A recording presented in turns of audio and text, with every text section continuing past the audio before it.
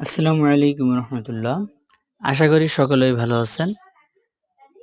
মানব জীবনে সবথেকে বেশি প্রয়োজন হলো সুস্থতা।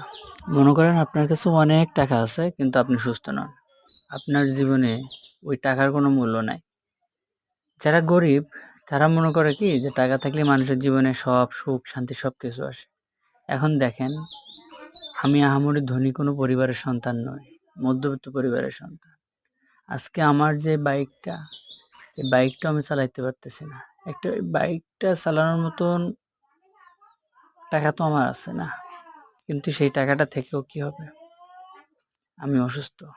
শোল্ডার জয়েন্ট ডিসলোকেট হওয়ার পর থেকে আমি হাতটা আর ব্যবহার করতে পারতেছি না। তবে নেক্সট চেকআপে হয়তো আমার ৩ মাস বা ৬ মাস বাইক চালানো বন্ধ করে দেবে। কিন্তু এই টাকা থেকে আমার কি লাভ?